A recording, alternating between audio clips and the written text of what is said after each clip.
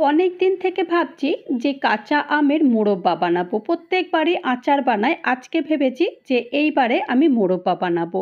মোরব্বা কোনো দিনই বানাইনি, এই প্রথমবার বানাচ্ছি। তো আমগুলোকে কেটে নিয়েছি, কেটে নুন দিয়ে একটু বয়েল করতে দিয়েছি। বয়েল একদম কিন্তু বেশি একদম গলে গেলে হবে না, তা যেন একটু দানা দানা থাকে, যেমন আমি বানিয়েছি। এরপরে গ্যাসে কড়াই বসিয়ে আমি 600 গ্রাম চিনি আর সামান্য জল দিয়ে চিনিটা গলতে দিয়েছি, কারণ মোরব্বাটা একটু মিষ্টি মিষ্টি না হলে ভালো লাগবে না।